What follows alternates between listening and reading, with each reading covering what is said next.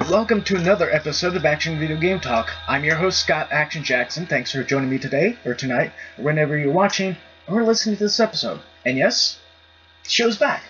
It's been a while. I've been busy with other projects and stuff in life, like work and other things. But yeah, I'm back to doing these episodes, and let's go and get right to it. I got a lot of news articles to go through, and some of which is going to be a bit dated, so a bit of a warning there. They're going to be a bit older news. I know a few of them are going to be like pre-E3 news, so just bear with it for now. Alright.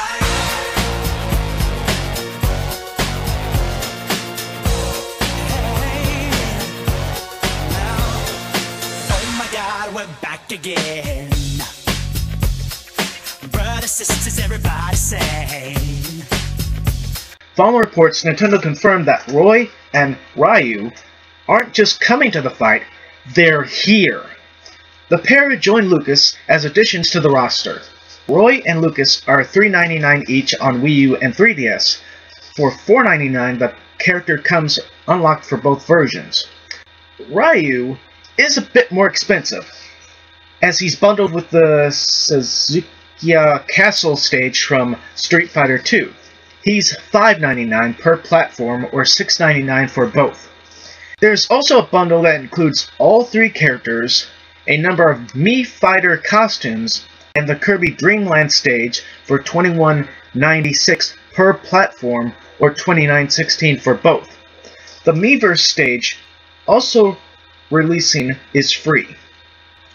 While Roy functions like a standard Super Smash Bros. Character, Ryu is designed to resemble his Street Fighter playstyle. You can choose to enter moves as you would any other characters, or use command inputs for Hadouken, Hurricane Kick, and Shoryuken. Doing so increases the power of the moves. Ryu also has two final smashes, mimicking his Street Fighter IV moveset. He can also perform a focus move to stun his opponent and dash cancel out of the animation. Now, I think Roy was in a previous Super Smash Bros. Game, which kind of makes sense for them to try and bring him back. Ryu, however, is a bit of a surprise. I mean, well, then again, maybe not, considering they got that whole Project X Zone thing that includes the Capcom characters. I was surprised to hear about this, but I was expecting something a little better, something like Goku. Like many people have been wanting is Goku as a playable character for Super Smash Bros. But I guess because of the fact that they had a deal with Capcom with some stuff, especially that game that I mentioned, the Project X Zone, and I guess they're going to have the sequel coming out too. I guess they can go and throw in Ryu, whichever way you want to call him. With them introducing these two, they're gonna have to have Amiibo figures, which is like, how much more difficult is it gonna be to try and get these then?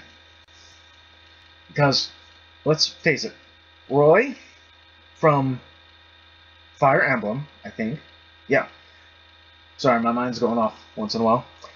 But we know how hard to find some of those Fire Emblem figures are, as far as the Amiibos. And Ryu, that's going to be really difficult to try and get whenever they announce, well, if and when they announce these are going to be coming out as Amiibo figures. But overall, I'm kind of glad that Ryu is going to be in Smash Bros. I just wonder if this would open up an opportunity for them to bring in more Street Fighter characters, let alone maybe more Capcom characters. Considering that the company behind the Smash Bros. Game for the Wii U and 3DS is kind of part of the Bandai Namco games, it would make a little more sense for them to bring in the Tekken characters, but I don't know, maybe they will at some point. Nintendo confirmed every character in Super Smash Bros. Is getting an Amiibo. Masahiro Sakurai revealed a handful of them during another Smash-focused Nintendo Direct. The newly announced wave consists of R.O.B, Duck Hunt, Mr. Game & Watch, and Falco. The Mr. Game & Watch figure comes with different accessories that allow for different poses. Nintendo also revealed Amiibos are on the way for the custom-made Miis. This line features default bodies for the fighter, sword fighter, and gunner. These Mii characters are fully customizable in the game and can wear any of the newly announced DLC costumes. All of these newly revealed figures are due out in September. The last bit of Amiibo news is the confirmation that Mewtwo, Lucas, Roy, and Ryu are getting their own figures at an unannounced date. Nintendo still hasn't been able to meet customer demand in the United States for any of its Amiibo waves, and outside of Marth, hasn't revealed plans to bring back any of the figures that are hard to find.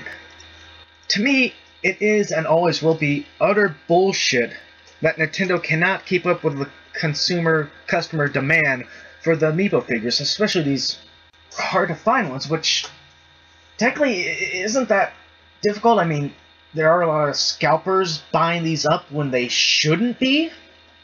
I mean, if people are actually going to be using these figures, or at least collecting them, and not selling them on eBay or Amazon for just ridiculous prices, people like that should just go fuck off. I mean, seriously, other people do need these figures that will make better use of them. Now, this bit of announcement, news, is saying that every Smash Brothers character will have an Amiibo. So yes, we are going to have Roy, Ryu, Lucas, Mewtwo Amiibo figures. But the problem here is they're going to be getting their figures at an unannounced date. Now, I remember seeing, I don't know where online, but there was an image that kind of showed like Amiibos being released around the same dates as some Wii U and 3DS games. Now, I'm sure if you can probably dig around on the interwebs, you can probably find this image. Now, this newest wave that they announced on this bit of news, that's going to be, that's due out in September. We'll see how that goes. R.O.B, Duck Hunt, Mr. Game & Watch, Falco, and the Mii figures as well, unless the Mii figures are going to be separate. It could be a separate wave, just for the three, the fighter, sword fighter, and gunner, which, is this here, the Game & Watch is kind of customizable. You can change the different accessories for different poses, but if they're doing that for Game & Watch, they could do it with some of the others. Could, but I don't know if that means that they would jack up the price on it or not, but they're claiming that this wave of R.O.B the Robot, the Duck Hunt, which is the dog with a duck, Mr. Game & Watch, Falco, and probably, yeah, it probably is covering the Mii's, the fighter, sword fighter, and gunner arcs, are due out September, but we don't quite know when it's September yet. So if you want to, keep an eye out on maybe like Nintendo's website, Nintendo's YouTube channel, and maybe the usual video game news sites to see if and when there's an actual date that these are going to be coming out. And I'm hoping there aren't some store exclusives, because when they do stuff like that, it's a pain in the ass. Really, it is. And it's easier just to release them all and have them all out there for people to buy. Then again, I could see the separate Mii figures being for different stores. The fighter figure, the sword fighter, and the gunner. I could see those being for different store exclusives. Could. That would be a little bit more normal than trying to do the main wave figures being store specific, because yeah, they did such an excellent job with that last wave. Idiots. During the Nintendo World Championship 2015, Nintendo announced Earthbound Beginnings, a localized port of the original Mother for Wii U Virtual Console. The game is available for download on the Nintendo eShop. For those who don't know, Mother is the predecessor to Earthbound, or Mother 2 as it is known in Japan. and released on the original Nintendo Entertainment System back in 1989. While the game was localized into English, it was never actually released in North America. So another bit of pre-E3 news is that Nintendo is releasing this Earthbound Beginnings, which is more or less the American port of Mother. Mother was originally supposed to be coming out on the original Nintendo Entertainment Center, but never got the full release. It did get localized, but we never saw it physically. So they did announce this, I guess, at the Nintendo World Championship 2015 that happened prior to E3. But what shocked people was not only that it was going to be a kind of updated version of Mother, the prequel to Earthbound, that was actually called Mother 2 in Japan, but it was going to be available that day. So they must have been working on this for a while now. I'm kind of glad that they did release this and make this. I was just surprised that they actually announced it. I mean, this was something nobody was expecting.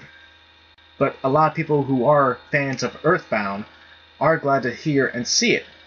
But then again, most of them are probably having issues and troubles getting their hands on Earthbound. Well, at least those who don't already have Earthbound downloaded or have the physical Super Nintendo game or have an emulator ROM version of it. Rod Ferguson, studio head at the Coalition, took to Twitter to give fans a few new details about the upcoming Gears of War Ultimate Edition. The game, which was officially unveiled at Microsoft's press conference, is bringing a host of improvements. According to Ferguson's tweets, Gears of War Ultimate Edition will include early access to the Gears of War 4 beta testing. In addition, Gears of War Ultimate Edition will feature improved split-screen, co-op, and cooperative multiplayer. Gears of War Ultimate Edition will retail for $39.99 when it launches on Xbox One on August 25th. So Gears of War Ultimate Edition that's coming out on the Xbox One is going to be for $39.99 and going to be out August 25th. Now, for those who haven't seen it, at the E3 Microsoft press conference, this is an updated version of the first Gears of War. Now, there was many rumors and talks about the trilogy Gears of War 1, 2, and 3 being released as a set, like a Marcus Phoenix collection. But no, we're just going to be getting the Ultimate Edition for the first one. And if you're able to, you can probably find there's like maybe a few videos out there showing how they're comparing when they were making this Ultimate Edition, comparing it to the original version and how they tried to improve the graphics and stuff like that. Now, as a Gears of War fan, I am more than happy. I'm glad that they are doing something with the franchise, especially the original ones. Well, the original one here. When the game released, it caught a huge following that fans just stayed with. I mean, they stayed with it through the second one, the third one, the crappy Judgment game, and at the E3 Microsoft press conference, they did reveal Gears of War 4 is coming out, which was even more great news for Gears of War fans. The recently confirmed Gears of War Ultimate Edition isn't only coming to Xbox One. Rod Ferguson of the Coalition, formerly Black Tusk Studio, revealed that the game is also coming to PC. The announcement came during the PC Gaming press conference, and Ferguson cited a variety of performance upgrades that the game will benefit from on PC. When asked if he had anything else to share about the future of Gears on PC, like info regarding Gears 4 on the platform, for instance, Ferguson said he had nothing to announce at this time. A date has not been announced, so this version may not be hitting in August alongside the Xbox One version. I mean, to a point, this kind of makes sense. It is tied up with Microsoft PCs, but then again, some of the other Gears of War games in the past have also been released on PC as well. The Gears of War Ultimate Edition will be coming to PC, although no actual date has been specified. No date has been announced or confirmed or anything like that. The PC people with their master race of PC, yeah. How's that Batman game going for you over there, huh?